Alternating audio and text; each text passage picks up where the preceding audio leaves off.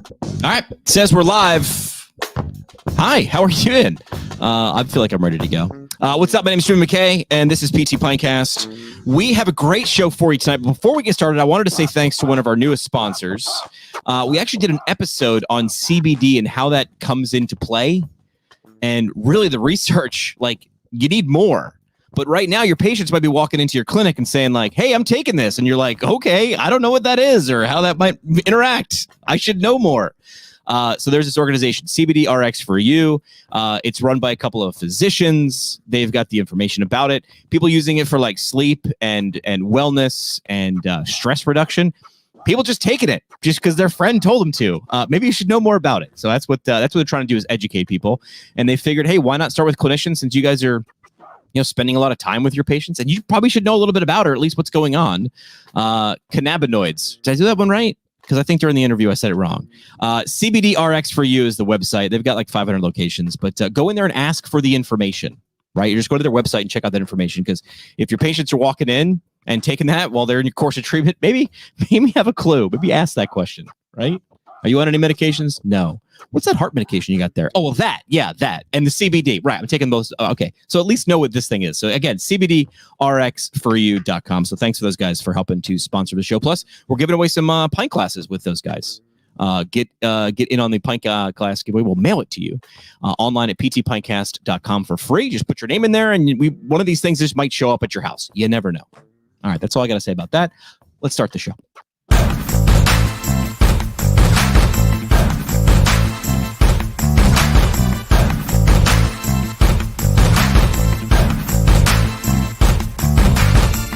All right, kids, we're doing this thing. Welcome to PT Pinecast, a podcast that saves physical therapists from missing out on amazing insight, remarkable ideas, and motivational stories in the world of physical therapy. My mom, she's like, she's not in healthcare at all, but she's like, I feel like your podcast thing that you do, you're just trying to be the Jimmy Fallon of physical therapy. I'm like, yeah, I just want to sit next to people who are very talented and have them make me look talented by association. So that's what we're doing. On the socials at PT Pinecast, make sure you subscribe to the show. Again, subscribing to the show is free. iTunes, Google Play, Audible. I literally accidentally typed in PT Pinecast on Amazon just to see what would come up, and it was like, download an episode. I was like, oh yeah, I submitted to Audible a while ago. I was like, oh crap, they have podcasts. So if you're on the Amazon dime, you can get us on Audible too. I found out about that today. Do want to say happy St. Patrick's Day to everybody. I just found out, or just realized it was St. Patrick's Day again. So Salancha, I don't know. Everybody thinks I'm Irish. My last name is McKay, but my family's from Scotland. So I'm just going to get that. I'm going to get out of the way right away. Great repeat guest. Saturday Night Live does the whole thing like the 5-timer show, where they bring back everybody who's like hosted the show, like and it's like legends, like Paul Simon, Steve Martin, Chevy Chase, Justin Timberlake. They did a recent one, and I feel like I didn't count, but this guy's got to be in the lead right now on repeat guests of a show. Let's bring him in. You might know him from PT Inquest, PT Podcast Network, the Science PT. Welcome back to the show, Erik Meira. There he is. Jimmy, how's it going? Yeah, I honestly, I'm trying to remember how long we've known each other. Well, you were nice enough, and I said this last time, I think when we recorded in person, which was at some conference, I don't know when it was because they blend together now, but you were like one of my first 6 episodes. I like launched with a 6-pack, and you were like, yeah, and again, like people, you've been doing podcasts since 2011. I started in 2015. So I remember just emailing. I'm like, this guy's cool on Twitter. I'll interview him. And you were like, okay. And I was in the basement of like my apartment, like in PT school. And my roommate was next to me, like off mic, but he was texting me stuff to ask you. And he was and now asking me. And I remember like the interview went on so long that I was like, I don't even know what we're talking about anymore, but I don't want to hang up because I like everything that's going on. So welcome back to the show. We do want to make sure people know where they can listen to Erik. I don't know if it's official or anything, but you've got to be like the largest journal club podcast in physical therapy, right? We just said it. So you're the largest. Sure. Yeah. PT Inquest, you and JW Matheson. And something we mentioned, or it came up in conversation last time, you get CEUs for listening to your podcast. True or false? For a couple episodes, yeah. We cool. thought about doing it last year, that we were going to do offer CEUs for every episode, and we would do one a month, and it would be on a topic, and then we would get it certified, and we would produce a video feed for it and produce, a question, quiz and things like that people could take in order to get the credit. And then we realized how much work and money that cost. And so we only did it for 2. A lot. All right. Well, hey, those 2 are still out there. So you got that. Yeah. So first question we usually ask people on the show, hardest question is, what are we drinking tonight on St. Patrick's Day? Well, I didn't do a good job with the St. Patrick's Day, but I made myself a whiskey salad, sour. I'm so not a whiskey salad. That's a different drink entirely, I would assume. I'm doing a Mick Ultra because I just forgot to go buy beer, and I'm like, that's all I had. And that kind of, all right, well, cheers to you. Is it the Mick Ultra with just a regular one, or is it the one with the lime and cactus pear? Regular. No, I don't get too crazy with my water. My regular, this is a Wednesday beer for me right now. Thanks to our friends at Owens Recovery Science. They sponsor the first round. BFR, as the cool kids are talking about it. You guys have done BFR episodes, right? Yeah, we've done an episode. Yeah, and I know the guys at Owens. They're friends of mine. Yeah, Johnny and Kyle, those guys are all over, and amongst others, OwensRecoveryScience.com. They have their own podcast because at this point, more people, 51% of the population or more now has a podcast. So if you don't have a podcast, you are in fact in the minority. If you're looking to get certified and have the equipment to apply it properly in clinical practice, OwensRecoveryScience.com. All right. So my first question really is like just a kind of open-ended, like what's new? Like what's been going on in the last year with you? Well, yeah, I mean, I'm not sure when the last time I chatted with you, in the last year, I don't know if you know about this, but there's been a pandemic that has kind of shut things down a little bit. So I actually, I kind of pivoted, as the cool kids say.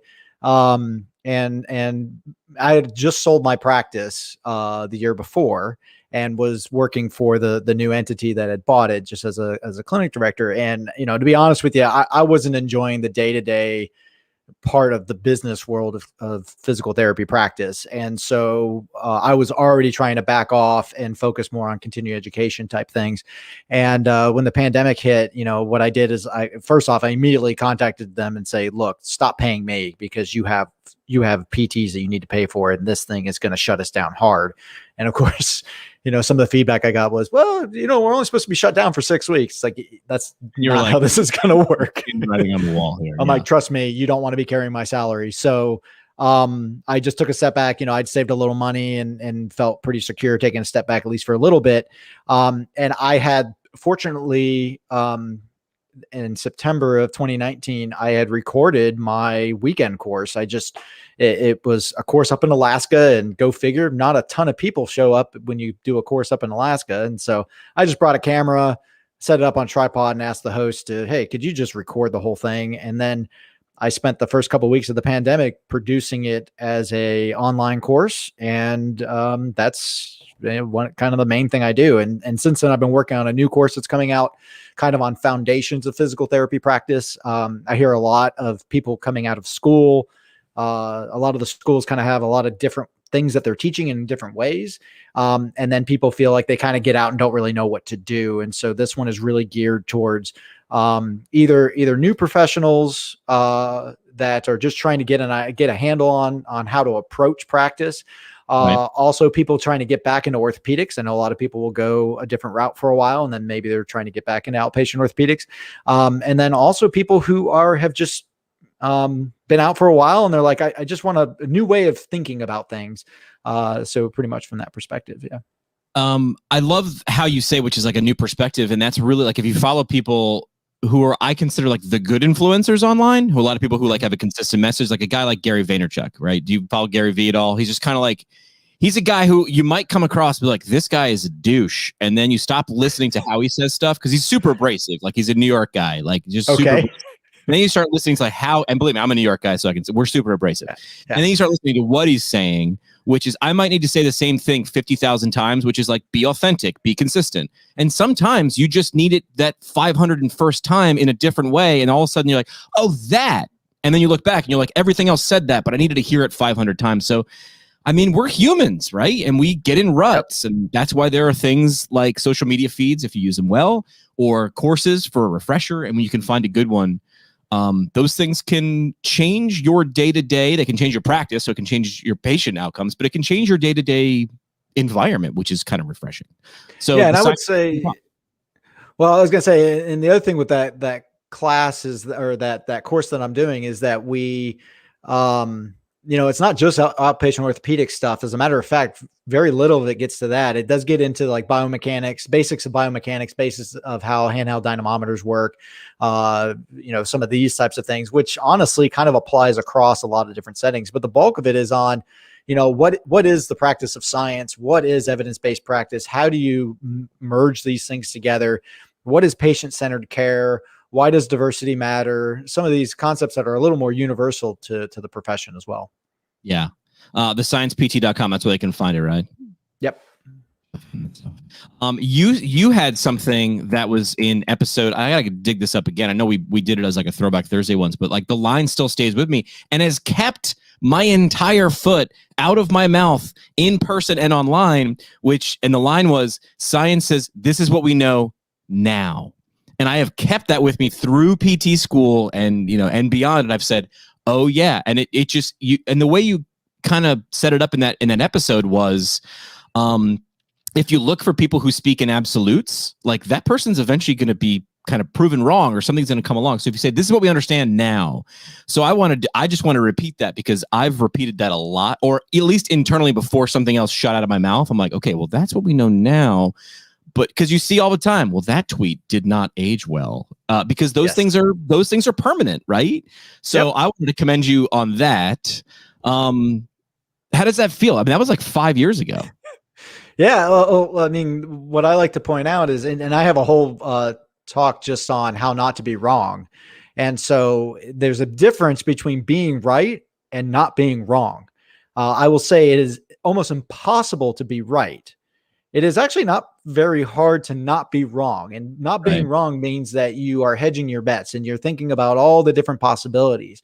And so what a lot of people hear when they say, well, that's what science knows now, they think, oh, so that means that I can keep believing the crazy thing over here that I want to hold on to. And it's like, no, actually, it's to say that you need to hold on loosely to that and keep considering all the other possible things. And it's one of the things that we're trying to kind of clean up a little bit in the physical therapy research in particular is how do we know when we know something? And the reality is a lot of kind of what's in our literature is not as clean as we would like it to be. And it makes it really hard for us as clinicians to have a ton of confidence in a lot of the things that we do. Right. Just make sure you, when you're holding on loosely, you don't let go. There was no way I was letting the 38 special pun go by. I had to bring that one back up. Well, the thing I say all the time is when in doubt, doubt. Yeah.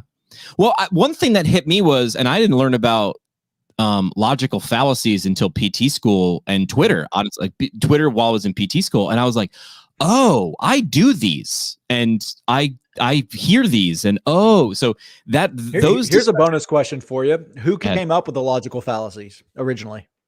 Oh, is this like one of the Greek guys? Yes. Oh, I don't know. Socrates? Nope. Two after him, Aristotle. So Aristotle wrote the Organon. That was the first textbook of how to science. He's the one that laid out the idea of like correlation does not equal causation and these types of things. And so that's actually to comfort you that it is old and we have always done it. It is rooted in who we are to have these fallacies in our heads.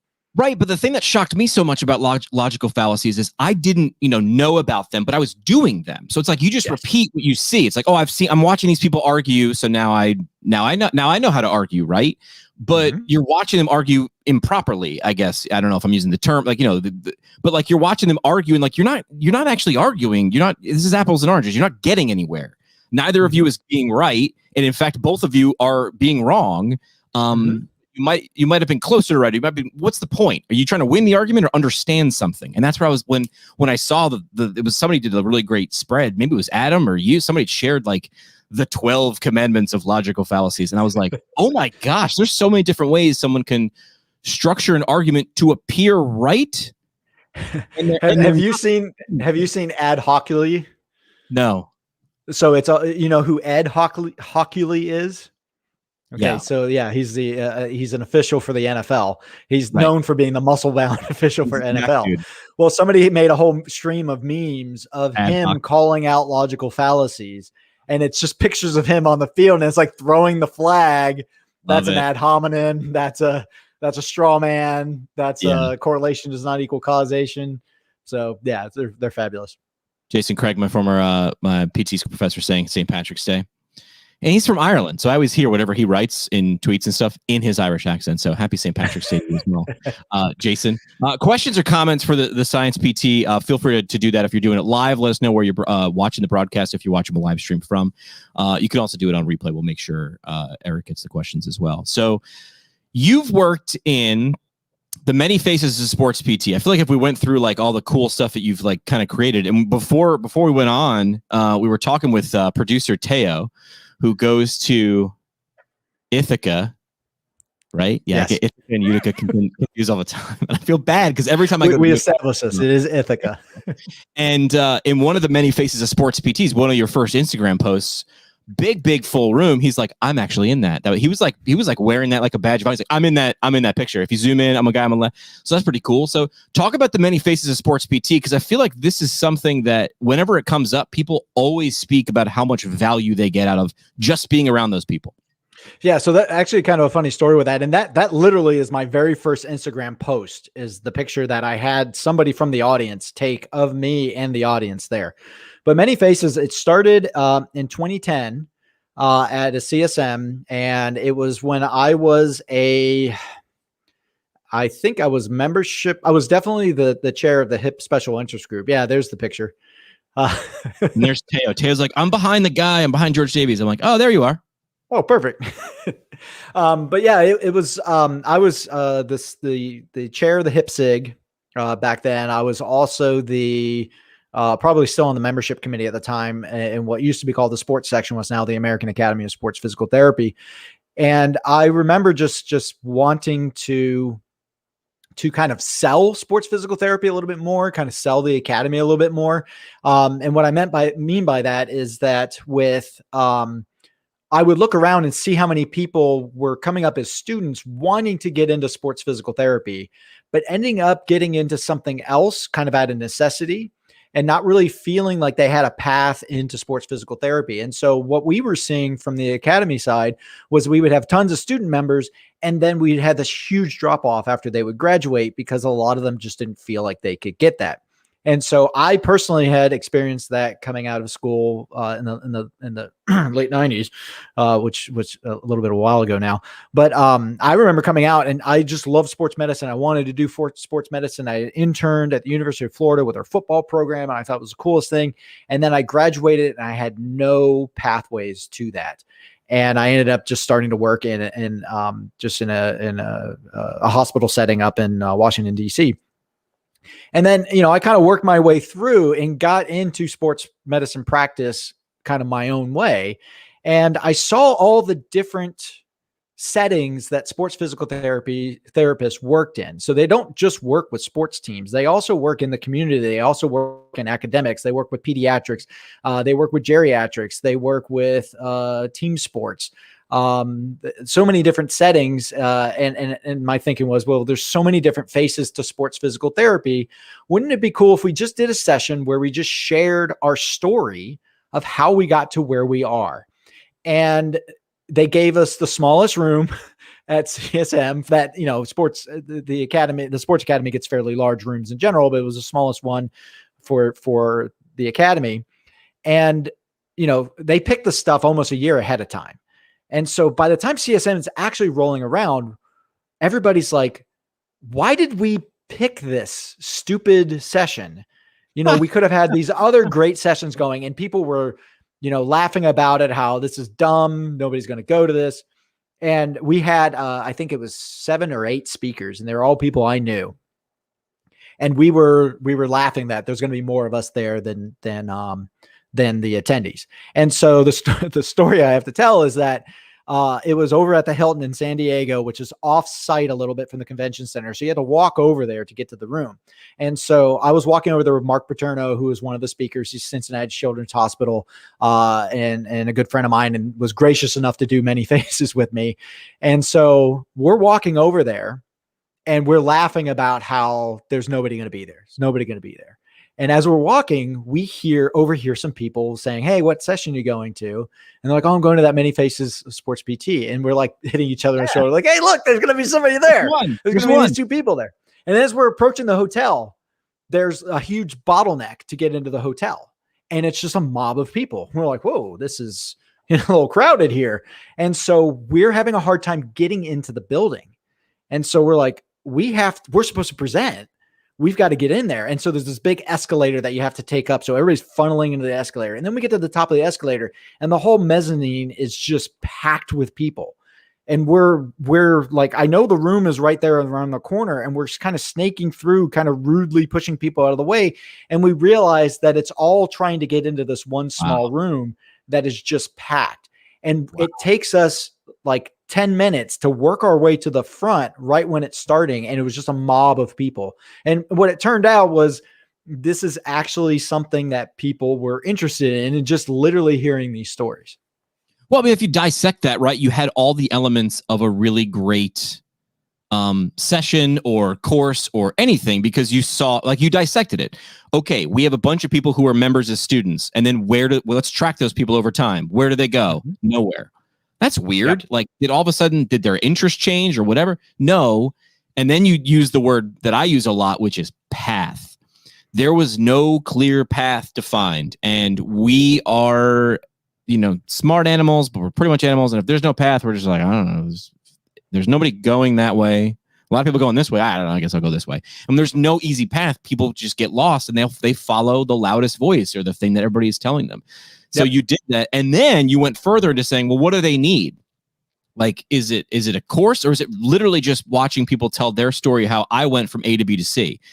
And then, because now the audience, the attendees can hear them put themselves and go, yeah, no, that lights me up. That's cool. That's all right. But this one, that third girl that talked, oh God, she was great. I want to do what she did.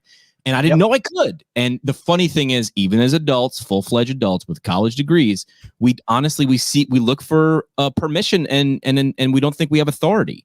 But when you look for someone who looks like you as well, and tells the story of a path that's very similar to where you're starting at. And so that's why we made a concerted effort to try to have some diversity up there as best we could, and to show all the different ways people got there. It wasn't just everybody doing a residency. It was, Kerry Melanu, who's the head guy for Duke, he talks about his first job out of school. One of his first jobs out of school was working the cash register at a gas station. And he did that before he went to PT school. I mean, he was like not on the track to even go to college. And then he's now the head person at Duke University. I mean, it's like mind blowing how this guy does a story. And I remember we had another person would be that we kind of dragged into it, and he was just scratching his head. It was like, why am I doing this? It was Aaron Burrell, who's the head for the Indianapolis Colts. And it was funny because after he finished his talk, he came off the dais, and he was like, it hit me when I was talking. I would have given my left arm to watch that talk when I was coming out of school. Yeah. It was like because these people who have made it, and here's the dirty little secret: none of us have any idea what we did. It's just, and when we look back, it's always like, oh, that's just a weird series of connections that ended up with me being here. How is that interesting? It's like, that's exactly how it's interesting, is to show people how these things work and how this process works. It really opens up the possibilities for students, or like, I mean, we say students a lot, but it really is like, when you mentioned people just looking for a change, it's like, and if I see someone like me, I'll follow that path. I'm giving a talk that I've given before numerous times. I've given it as a student, as a graduate, this Saturday, North Carolina Student Conclave. And the talk is, like, tell us your story. Tell us about the funny things at Howard Stern, and when you met Eminem and screwed it up. I sprinkle those in, but at the end, what I want people to see is like, dude, I'm weird. Like, I host podcasts and videos and stuff like that in PT. But the point that I try to leave people with is, like, this is my thing. Like, I love this. Like, look at this is my living room, right? I got microphones and stuff like this is my thing. Whatever your thing is, can you attach it? Is there a clear line from A to B in physical therapy? And we know from geometry, there's a clear line between any two things. If not to quote Shakespeare, but to thine own self be true. Right. What he said. See, he's better with the quotes. And that's all I try. I tell people all the time, success for me is when someone in 2 or 3 or 5 years comes up and say, hey man, and someone recently did this. Hey man, I was in the audience in Portland and I heard you talk and I go, and I just do that whole Gene Wilder where I'm like, yes. And now what are you doing? We had somebody on the show not long ago who said, hey man, I moved from Pennsylvania to Vermont because I was just like, I want to be a ski and snowboard PT. I want to have my own clinic. And I was like, that's awesome. Now I'm live on the air with him. I'm live on the internet with him. And he goes, and I didn't know this, but he's like, I did it because of your podcast. And I was literally like, what? He's like, I heard so many people come on your show and just say, I wanted to do it. So I did it. And then I did it. So he's like, why not me? And I was like, fuck yeah. Like, that's the only time I like, it's time to use an expletive. I was like, fuck yeah, man. Like, you did it. And and now what? Now you have your own practice and you're in Vermont and you just ski and snowboard all day and you talk ski and snowboard all day. But if anybody can walk away with that and go, hey, what's my dot and where do I want it to go? Like, this profession also needs that. Very much so. Very much so. That's one of those things that, having, it's one of those things, people are always asked like, cut your own path. And I'm big on that for sure. But also once you've cut a path, turn around and put your hand out and try to help people down that path. Try to solidify that path, make it a new pathway to get as many people through that as possible. And then somebody's going to cut a whole new path as well. And so that's the thing where it's always, always take the time to look back. That's the thing that, and people will think, well, so we should look back historically. It's like, well, yeah, looking back historically is definitely important, but definitely it's a matter of looking back to the people coming up behind you to make sure that you're being almost like good tenants. We don't own any of this. We're just renting it from the, we're inheriting it from the people that came before us. And then we're going to pass it on to the people that come behind us. And we're not doing our profession a favor unless we are actually making that transfer back. Leave it better than you found it. Yeah. Because someone took care of it before you got there. So many faces of sports PT, you had that. And we heard about you thinking that nobody was going to be there. And then I had this picture on before, and that seems like a pretty big freaking room, man. And of course, I love how it's hard to tell here, but the back of the room is full. Yes. Can we normalize sitting in the front of a conference? We're not gonna. This is not. Who's the guy with the? This is not a Gallagher show. Right. With the watermelons and the hammers, Eric. Come to the front. All right, don't be scared. But if you ever come to a session, go to the front right, and that's where I'll be sitting. I always go all the way to the front, sit to the right, and usually I'm the only one over there. I like it. But many faces of sports PT, you founded a SIG. We've talked about that before. You were just you opened your mouth and stuck your foot right in it. You were like, hey, what about hip? And they were like, great. Guess who's got the ball? Congratulations. Good luck with that. Mm-hmm. And you did what? You passed that off. Now other people are taking that on course. Then you did what's the position you have when you were in charge of programming for CSM and whatever programming chair? So it was section program chair. The APTA has they put on CSM, but then it's kind of a conference within conference, hence the combined sections. And so each section or academy has their own programming chair to be in charge of all the programming that academy is going to put on. Yes, you've done that. You did that. I feel like we're just going through Erik's IMDb page right now. Well, you've done a lot of stuff, and now I guess it's time to take you've been doing it for 15 years within the academy. Now it's time to take a leap. What are we doing? Yeah, so I am currently running for the president-elect position for the academy, and that the voting doesn't open until April 1st.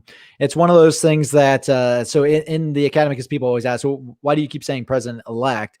It's well, because the academy votes in the upcoming president, so they're the president-elect. They then serve 1 year in the elect position so that they can serve with the current president to get that handoff, that transition to go more smoothly. So they have a year of that, and then they take over as president the following year. So it would be, if I were to win this election, then I would be president-elect starting this summer, and then I would be the president the following summer for the next 3 years.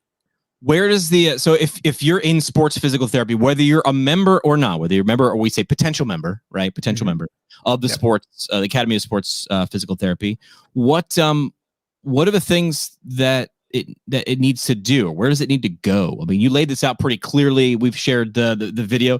Well done, because it sounded more clear than this didn't sound political at all. It sounded really like, okay, so this is a strategic plan, and here are the points that we need to follow in the major areas. What are the things that the Academy needs to pay attention to in the next couple of years? Because you're talking first planning. Yeah. And so the first and foremost thing to point out is how long the Academy has been around, where it's coming up on 50 years now. And it's just been just phenomenal. Obviously it's done so much for me. But it's one of those things that, it's kind of hit its limit a little bit on growth, on where it can go. It is currently the second largest academy, but it's not even half as large as our largest, which would be orthopedic. And so it's been kind of stuck in its size for a little bit. And so part of what I'm looking at is, like I said before, how do we grow this? And how do we get it to serve its purpose a little bit better? And so I see some growing pains that have been kind of left over from the years of doing that. And so I put out 5 major points, and I've been posting a blog post every week, the 5 weeks running up to the April 1st election, and where I kind of highlight some of these a little bit. And I can go over them a bit here. The first thing I would like to see is for the Academy to have a 5-year strategic plan. And so what is that? That is actually where the Academy leadership would sit down and say, where do we want to be in 5 years? And then, so you start kind of setting up some goals. Now, I'm not saying that 5 years would be the only plan. You look at APTA, they famously made Vision 2020, which was something that they made in 2000. So it was a 20-year strategic plan. Where do we want to see ourselves in 20 years to really set that super high goal? This is important to do, and it's not something that the Academy has ever done before. They definitely do strategic planning, specifically within the executive committee, but it's never been something that's been public and been kind of a signpost, and it's never been anything that actually is set to be 5 years. And so the idea is it's something in writing, it's set for 5 years. It should outlast any single term. So it's something that gets carried through across a couple different administrations, for lack of a better word. But it's one of those things that, a lot of times you're making decisions about something, and there's like 3 or 4 ways you can make the decision that are all kind of equal to solve the problem that's right in front of you that moment. But with the 5-year strategic plan, you might find that actually there's one of these decisions, one of these choices that actually sets us up for the next choice, which sets us up for the next choice, which gets us to that 5-year plan. So having that kind of signpost is something that's really important to shoot for. It's also good. I mean, you mentioned in terms of growing pains, knowing where an organization's going, that's a big point in decision making if I would want to join that. Like, hey, we're going. Where are you going? Yeah. I don't know. We're this way. Or hey, we're going. Here is exactly where we are going. If you join us, we're doing this, this, and this. Like, so I think that first point, and as you highlighted, if it's going to last several administrations, otherwise, you're zigging and zagging. You want to make sure we're moving at least generally in this direction. And as we know from physical therapists, what gets measured gets done. So if you're gonna say we're gonna go that way, we're gonna go that way. So to be there. Yeah, so that'll be the first one, and then the next one would be to set a research agenda of some sort. And so it's very similar to the strategic plan, but it's where you would have different parties. So it would be clinicians, researchers, ideally meta scientists. And I've actually reached out to a couple of meta scientists. So what is a meta scientist? They're the people who study the science of science. And so they're the ones who are looking at methodology. How do you actually know the things that you know?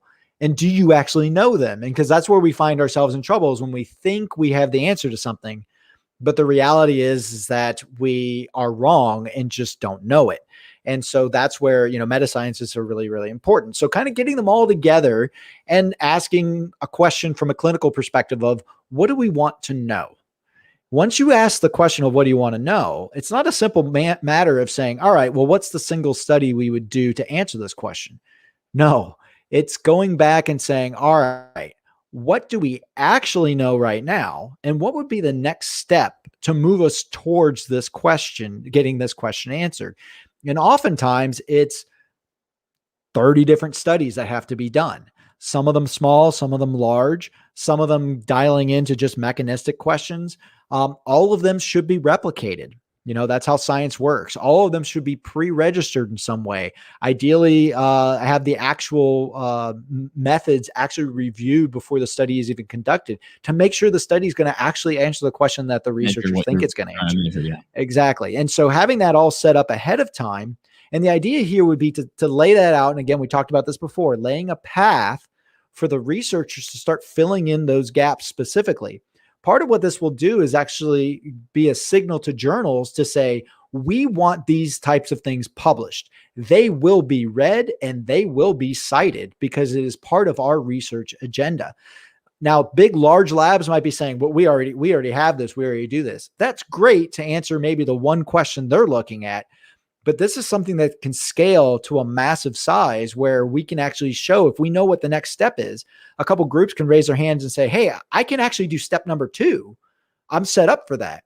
So I'm going to do that part and somebody else will say, well, I can do the replication. And over here, somebody can say, well, I can do step 1. And so you actually can kind of divide and conquer a little bit to let more people get involved in that process. And the idea there is if you have some sort of overarching agenda to it, people can just plug themselves in as they see fit. And I hear this a lot from early career researchers in particular, is they're like, we don't know where we should be starting.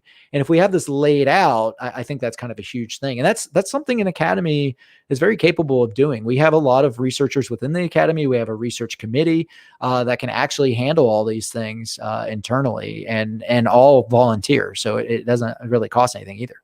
Was that part of the idea changing from a Section 2 in academy? I mean, I remember people talking about in terms of research and being more similar to our colleagues in medicine. A component of that.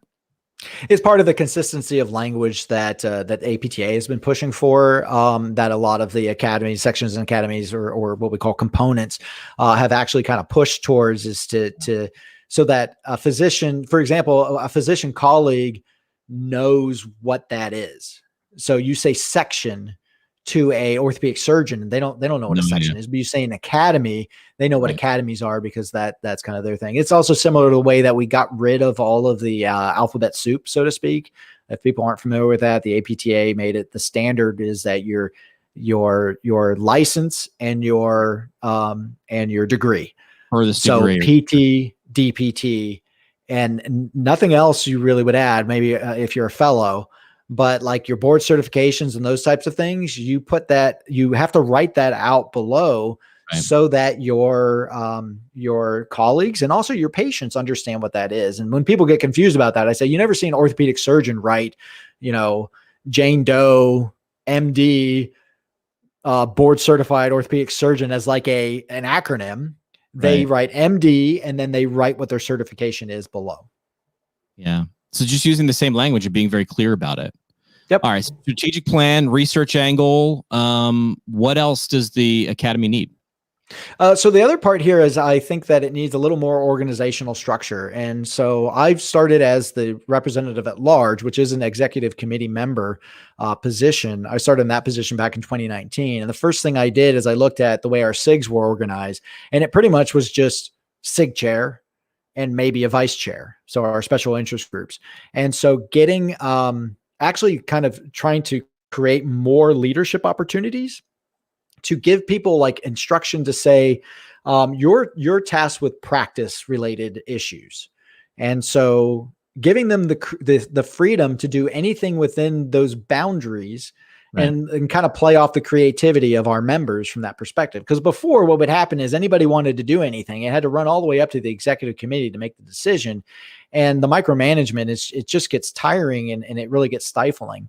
The other thing, having a very small kind of leadership hierarchy, so to speak, creates is it kind of lends itself to a lot of kind of nepotism, where you kind of are recycling the same people over and over again, because you go with the people you know and you trust. You're not intentionally trying to do that, but a lot of times what this ends up doing is expressing itself with a little bit of a lack of diversity. So people who have never had an opportunity to fill a leadership position can't get experience, and they can't get any leadership positions if they don't know anybody and they don't know people who don't look like them a lot of times. And so trying to create more opportunities that are kind of quote unquote low risk to let people step in. If they fail, it's no big deal. You know, you're not going to take the whole academy down with you. But it gives you an opportunity to step up and show what you can do, and then demonstrate your skills. That sounds more like an incubator, right? I mean, that's how like business incubators and innovation incubators work. It's just like, you know, it's always like I mean, look at sports. A lot of times, those first round draft picks pan out.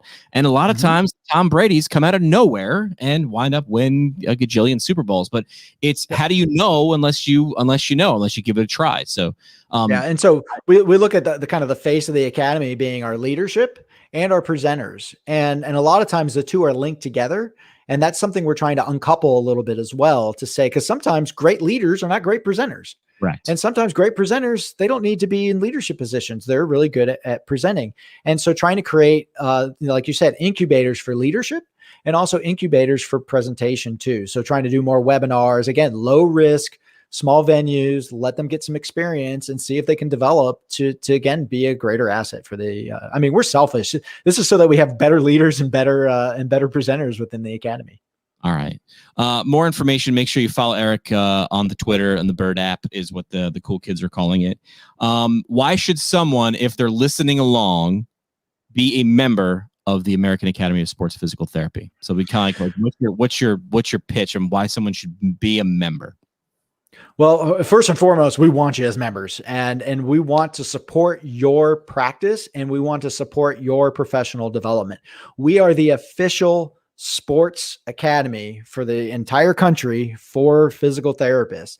And we are nonprofit. We are taking the money that comes in and putting it right back out into services that we provide. And so we've, in the last year, we've expanded in a couple ways around this. We hired a membership engagement director, Jamie Little, who has really been, he's a full-time salaried employee who his job for 8 hours a day is to interact with our members and to provide support to them. With Jamie's assistance, we were able to build the Academy Learning Center, which provides a ton of free content that, again, if you're involved with our special interest groups, they're the ones that really drive this content. So if you're involved, you can produce content yourself, or you can just take the content and you get CEUs and everything from that. Also, we have our own social media platform. I mean, how many academies have that? So it's called Mobilize. It's just like, it's not exactly like Twitter, but it's a lot like Twitter, where it's only for academy members. And it's divided into these different threads from the SIGs, and then just a general thread as well that people can go on there and they can interact. And there's a ton of kind of free mentorship that happens there. People post questions, and then the next thing you know, you've got, as you said, George Davies is all of a sudden answering your question, or Rob Panarello has been really big with this as well. And so just getting all those resources, again, is just part of your membership. And then you still have access to JOSPT, which is our flagship journal, which we do as a collaboration with Orthopedics Academy. And then also Sports Health Journal is something that's included as well, which we do in collaboration with the National Athletic Trainers Association, the American Medical Society for Sports Medicine, which is our general practice physicians that we collaborate with, and the American Orthopedic Society for Sports Medicine, which are the orthopedic surgeons involved with sports medicine as well. So all of that is all part of it. I would say I would be shocked if anybody actually can take advantage of every great thing that you get as being an Academy member. Yeah, all of that with membership. And so if you're thinking about it, I tell people all the time, if you're thinking about it, just say I'm going to invest for 1 year, but then you have to put some time into interacting. And if you do, and you don't get more than the money, leave. But most people, when they take that 1 year test drive, are like, oh, okay. Teo, one of our producers, would mention more, saying Mobilize app is great. DEI group on Mobilize is free without membership as well, in case you did not know that. And Teo. Yeah. So our DEI group, DEI is something that is kind of it's been a little bit of a sticking point for me for a long time, of we do fairly well on the gender side. Our numbers are pretty much 60-40 split, 60% male, 40% female. But our representation at present at CSM in particular, our main conference that we were doing, is pretty much balanced in that perspective. But when it came to our minority members, we just weren't seeing the representation there. And so it was something that we started a task force back in 2019 to take a look at our numbers and say, are we demonstrating the representation that we need? And then we actually encouraged one of our members who was doing a thesis to actually do it as a formal investigation. And we were not satisfied. We weren't satisfied with where we were. And so at CSM last year in 2020, we formed a DEI committee from that task force, which was tasked with putting together some solutions to this. And one of the solutions that was put together was to form a DEI community. And so to Teo's point, one of the things we realized was we don't have a lot of members that are minorities. And so how do you engage with them if you require them to be a member in order to engage? And this has been an issue because what we actually have found is that most of these members are also not APTA members. So it's not just a matter of getting them to join the academy. We have to get them to join the APTA in the first place. And so we actually have a complete, I think it's a WhatsApp group that you can join for free. You just go on our website, which is just AASPT.org. And I think there's a link in there somewhere to our DEI initiatives. And you can start engaging right away. And they even have, we even have state representatives that are DEI focused.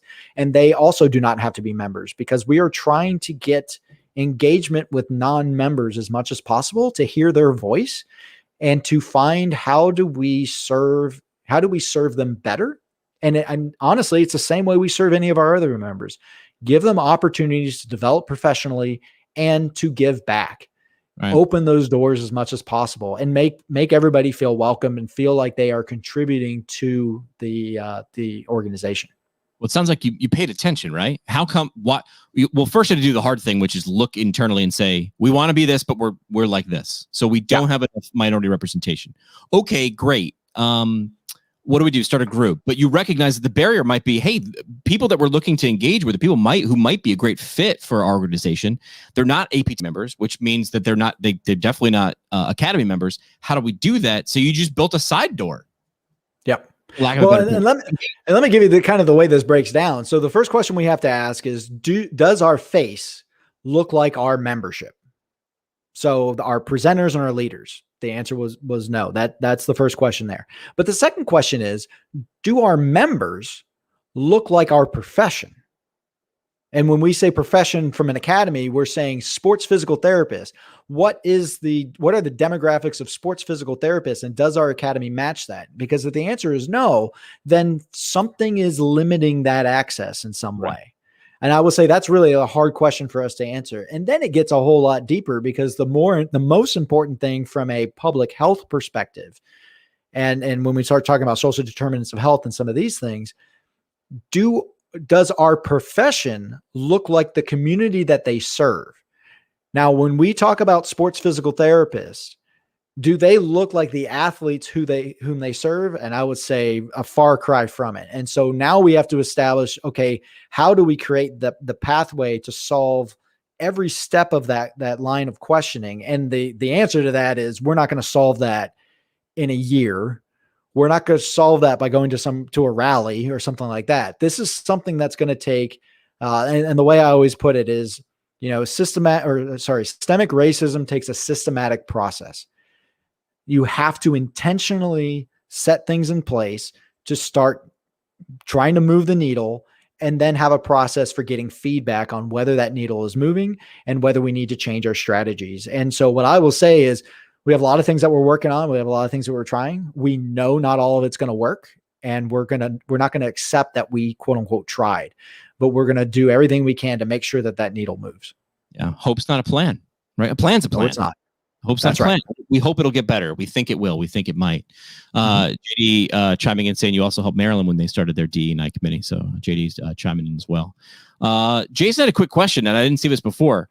How does sports PT in the U.S. differ from sports physio in the UK, Europe, or Australia? What, if anything, can we learn from them? I know Jason's asking this. He was a sports physio over in Ireland before he came over here to the U.S. So talk about that. What are the things that you've learned from colleagues around the world? Yeah. So, I mean, Jason probably knows better than I do, but so over there, like sports physios in most of the rest of the world, so they don't have athletic trainers. So everything that athletic trainer does, a sports physio does over there. And what I would say is obviously there's a lot that we can learn from that on that perspective. We can also learn from our athletic trainers from that perspective as well. And the thing I like to point out is I feel lucky here in the US that when I'm in that situation, I have an athletic trainer that I can lean on to learn that, but or to get that assistance, and I can specialize in what I specialize in. But what I will say is over there, a lot of times they have a little more autonomy as far as what they can do and develop to. So in particular, like in the UK, they can actually, a physio over there can continue to advance their training to the point where they're actually acting as a primary care physician, basically. So they do triage, they can do injections, they can order radiographs and these types of things. And I think that's something that I would love to see our profession kind of step into that role of being kind of the gatekeeper, so to speak, of orthopedics, of musculoskeletal. I mean, somebody twists their ankle, they shouldn't have to go to their general practitioner, because what's the general practitioner going to do? They're going to say, well, do you have high blood pressure? We're going to look for some systemic things. We're going to look for some of these other things. But as far as the ankle is concerned, a physical therapist is more than qualified to, apply the Ottawa ankle rules, make that assessment, see if that person needs a radiograph, see if they need to be, if they can just be managed conservatively with some simple interventions, should be able to, provide an injection, order for some basic, anti-inflammatories, things like that. And honestly, this is very similar to what we see in our military model here in the United States, which I think is a little more kind of in line. And again, you have to get extra training to get this in some of those other countries as well. So. Right. That's what I was thinking when you were mentioning all those things. I was like, we talk about those with audience, with guests and people in the audience about that's the military model. In fact, some of the people who've gone through PT school and go to the military model are in for culture shock if they ever leave, or if they ever leave that model. They're like, wow, I totally forgot that we weren't at this point yet. Yeah, the issue is, I mean, you have like in the military and also in a lot of those overseas countries, is that the way their pay or orientation is set up is kind of different.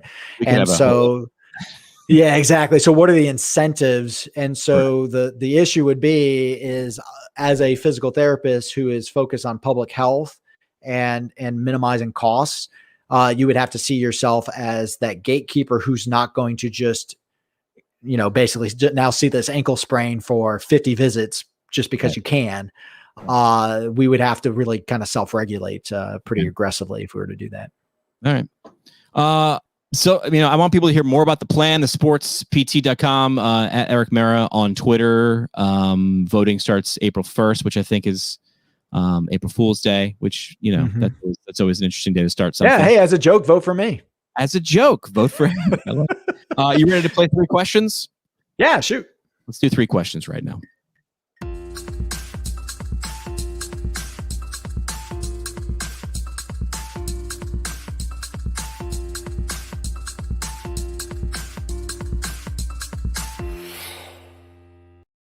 Three questions brought to you by our friends at Fusion Medical Staffing. If you are thinking about taking your PT degree, moving it about the country, do what you want to do, where you want to do it as a travel physical therapist, fusionmedstaff.com. They now have job transparency. That was the thing, right? People are always like, well, I just want to know, like, I have to engage with a recruiter for how long before I actually get to the job? They're just like, all right, we'll just remove that. So here's job transparency. Here's the job.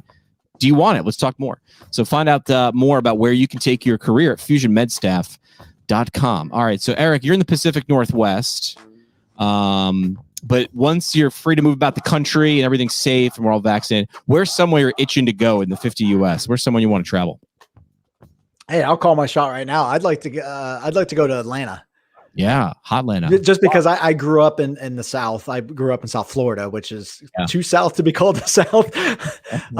But that was our, we had Miami, but back when I was growing up, the Miami Dolphins were our only sports team. And so, and pretty much that and the Tampa Bay Buccaneers, which back then was not even barely a team. And so everything was Atlanta sports, and I always loved it, but I haven't been there in probably 25, 30 years. So if anybody wants to host a course in Atlanta for me, here's my call out. Yeah, let me know. Yeah, do it. So we asked the first question because where there are people like Atlanta, why not? I always tell people it's like a clinical but paid, right? Or test drive it. Yeah. If I'm going to move to Atlanta, like I don't know, do you want to move to Atlanta? Why not go work there for like 13 weeks before you figure it out?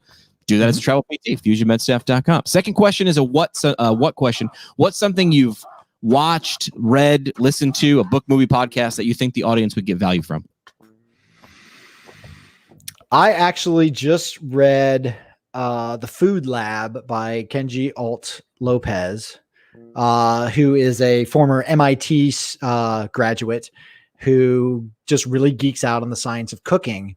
And the reason I really like it is, first off, the introduction, and it's, people will be like, well, what's a good recipe from it? It's like, it's not a cookbook. It's not a recipe book. There are recipes in there, but the whole point is, if you read it, you will understand the chemical processes of cooking and understand like why you would use baking soda versus baking powder, for example. And I will say right now, the introduction to that book is some of the best science writing I've ever read. And I actually found pearls in that introduction that relate to physical therapy practice. Wow. That is The Food Lab. That's what it's called. It's called The Food Lab. Yeah. It's a big honking book though. It's such an Erik Meira pick. I love it. It's so on brand. I'm not surprised by this at all. Love that. Last question on 3 questions is a who question. Who is someone we should know more about? And leave it open-ended on purpose. Hey, I only got to pick one. You can pick more.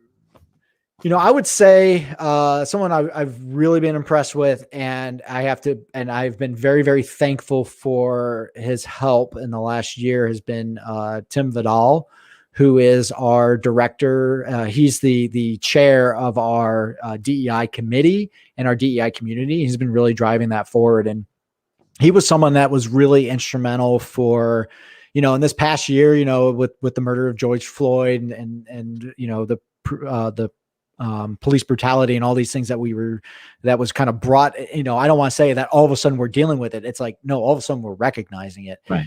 He was really helpful for understanding, some of the dialogue around that. We actually had him and Deidre Debman is another member of our DI committee, had them on PT Inquest just to talk. What are these issues? What does this mean? Trying to get a little bit of empathy across that. And both of them are just phenomenal, and I highly recommend looking into both of them. They're just amazing mentors just across the academy and across PT as well. Love it. See, that's why we asked that question, because you get to bring up people like that. Mm-hmm. Now let's do last thing we do on the show is the parting shot. Let's do our parting shot. Always got to have shots, especially on Sip.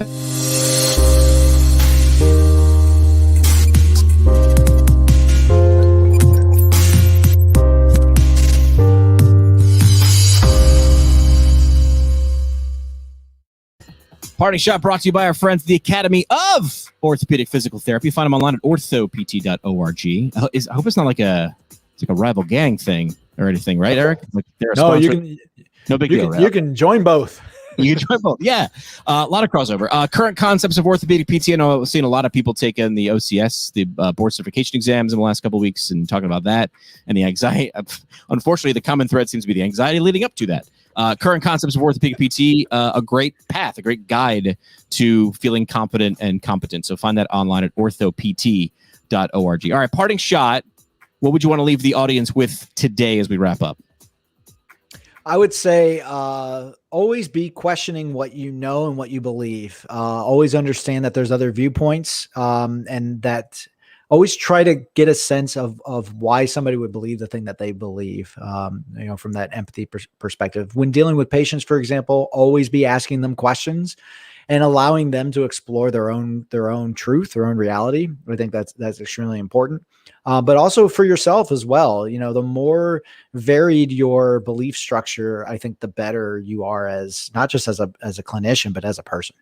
Love that. Erik Meira, always good to catch up. Hopefully we could do it in person sometime soon when things are safe, but looking forward to it. Love that you laid out a real clear plan there. You know, good luck with everything, and we'll talk again soon, my friend. I appreciate it. Thank you so much for having me on. You guys are always doing great work. Thanks, sir.